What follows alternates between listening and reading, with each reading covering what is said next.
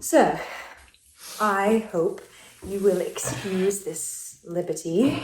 I am forced upon it by the greatest distress. Oh, I should be ashamed to trouble you.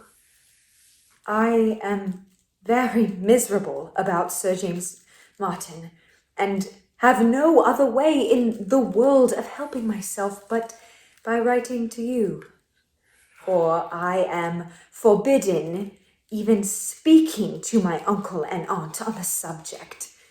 And this being the case, I am afraid my applying to you will appear no better than equivocation.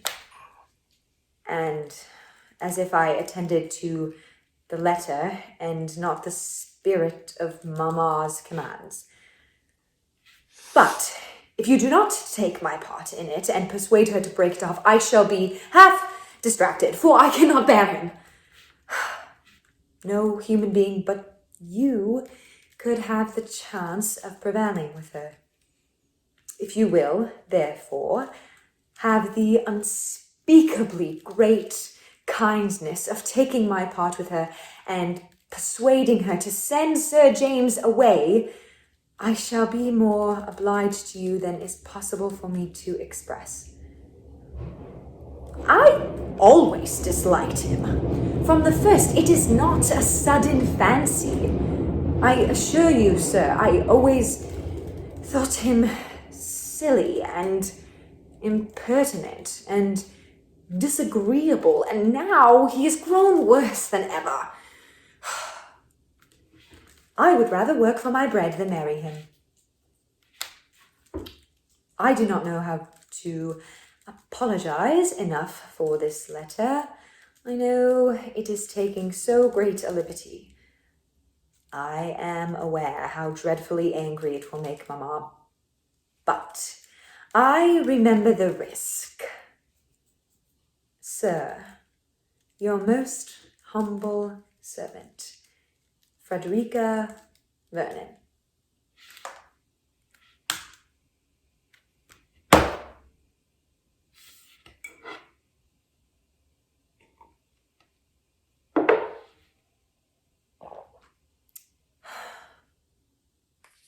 Right.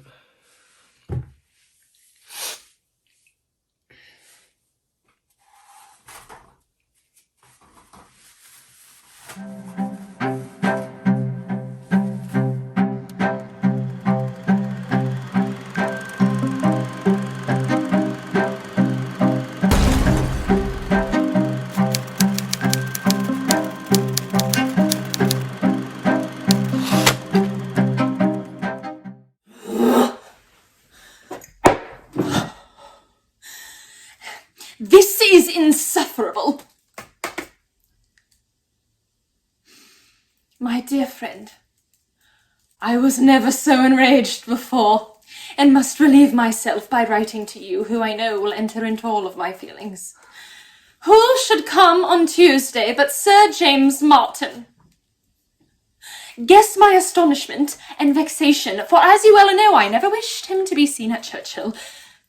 What a pity that you should not have known his intentions. Not content with coming, he actually invited himself to remain here a few days. I could have poisoned him. I did not, but I made the best of it, and told my story with great success to Mrs. Vernon, who, whatever might be her real sentiments, said nothing in opposition to mine. I made a point also of Frederica's behaving civilly to Sir James, and gave her to understand that I was absolutely determined on her marrying him. She said something of her misery, but that was all. I have for some time been more particularly resolved on the match from seeing the rapid increase of her affection for Reginald, and from not feeling secure that a knowledge of such affection might not in the end awaken a return. Contemptible, as a regard found only on compassion must make them both. In my eyes, I felt by no means assured that such might not be the consequence. It is true that Reginald had not in any degree grown cool towards me, but yet he has lately mentioned Frederica spontaneously and unnecessarily, and once said something in praise of her person. He was all astonishment at the appearance of my visitor, and at first observed Sir James with an attention which I was pleased to see not unmixed with jealousy. But unluckily it was impossible for me to really torment him, as Sir James, though extremely gallant to me, very soon made the whole party understand that his heart was devoted to my daughter. I had no great difficulty in convincing de Courcy, when we were alone, that I was perfectly justified, all things considered, in desiring the match, and the whole business seemed most comfortably arranged. They could none of them help perceiving that Sir James was no, Solomon, but I had positively forbidden Frederica complaining to Charles Vernon or his wife, and they had therefore no pretence for interference, though my impertinent sister, I believe, wanted only opportunity for doing so.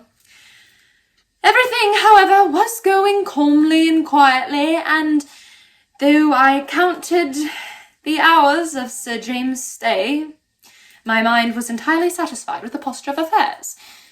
Guess then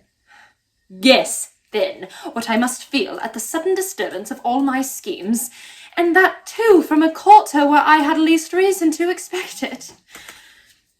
Oh, here we go.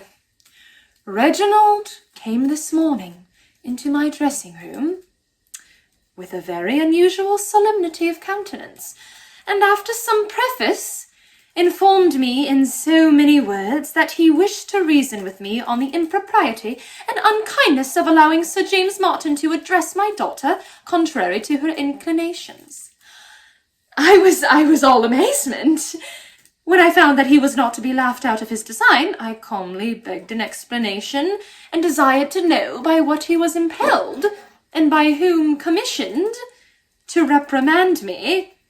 He then told me, mixing in his speech a few insolent compliments and ill-timed expressions of tenderness, to which I listened with perfect indifference, that my daughter had acquainted him with some circumstances concerning herself, Sir James, and me, which had given him great uneasiness.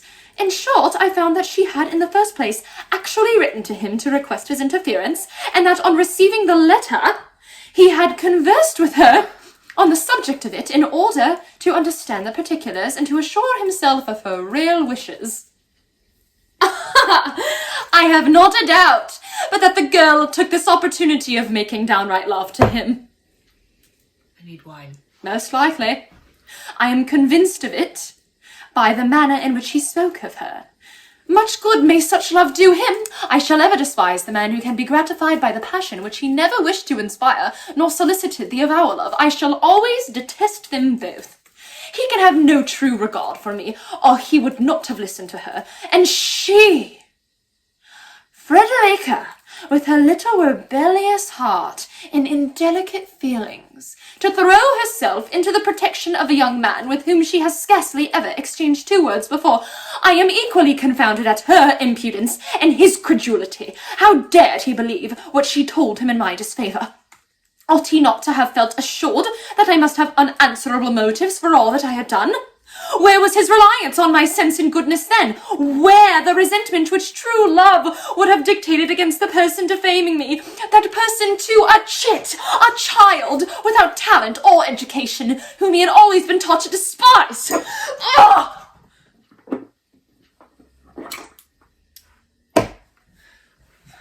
F.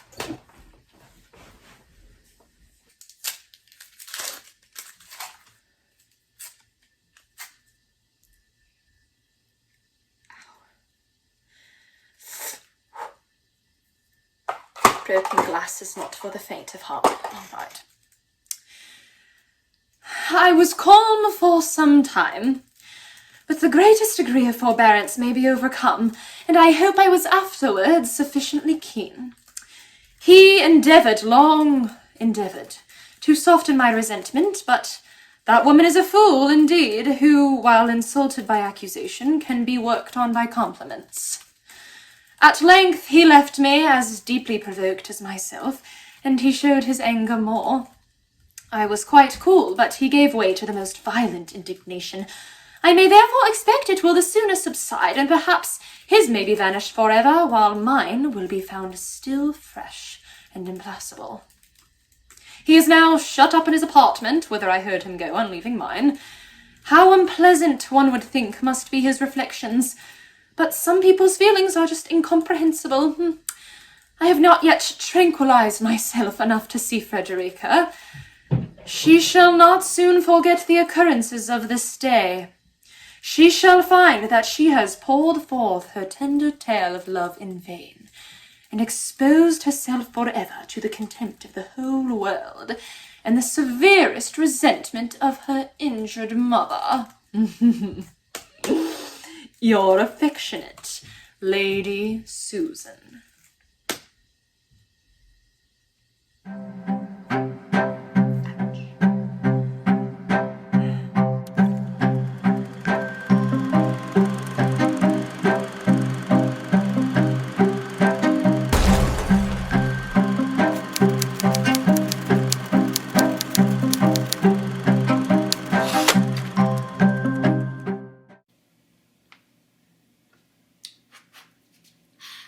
Let me congratulate you, my dearest mother. The affair which has given us so much anxiety is drawing to a happy conclusion. Our prospect is most delightful, and since matters have now taken so favourable a turn, I am quite sorry that I ever imparted my apprehensions to you. For the pleasure of learning that the danger is over is perhaps dearly purchased by all that you have previously suffered. I am so much agitated by delight that I can scarcely hold a pen, but am determined to send you a few short lines by James, that you may have some explanation of what must so greatly astonish you, as that Reginald should be returning to Parklands. I was sitting about half an hour ago with Sir James in the breakfast parlour, when my brother called me out of the room. I instantly saw that something was the matter. His complexion raised, and he spoke with great emotion. You know his eager manner, my dear mother, when his mind is interested. Ah, Catherine, Said he. I'm going home today. I'm sorry to leave you, but I must go. I'm going to send James forward with my hunters immediately. If you have any letter, therefore, he can take it. I shall not be home myself till Wednesday or Thursday, as I shall go through London, where I have business. But before I leave you, I must warn you of one thing. Do not let Frederica Vernon be made unhappy by that Martin. He wants to marry her, and her mother promotes the match, but she cannot endure the idea of it. Be assured, I speak from the fullest conviction of the truth of what I say. I know that Frederica is made wretched by Sir James's continuing here. She's a sweet girl, and deserves a better fate. Send him away immediately, he's only a fool. But what her mother can mean, heaven only knows. Goodbye. He added, shaking my hand with earnestness. I do not know when you will see me again, but remember what I tell you of Fred. She's an amiable girl, and has a far superior mind to what we have given her credit for. He then left me, and ran upstairs. I would not try to stop him, for I know what his feelings must be. The nature of mine, as I listened to him, I need not attempt to describe. For a minute or two, I remained in the same spot, overpowered by wonder of a most agreeable sort indeed. Yet it required some consideration to be tranquilly happy. In about 10 minutes after my return to the parlour, Lady Susan entered the room. I concluded, of course, that she and Reginald had been quarrelling, and looked with anxious curiosity for a confirmation of my belief in her face. Mistress of deceit, however, she appeared perfectly unconcerned, and after chatting on indifferent subjects for a short time, said to me, I find from Wilson that we are going to lose Mr. de Courcy.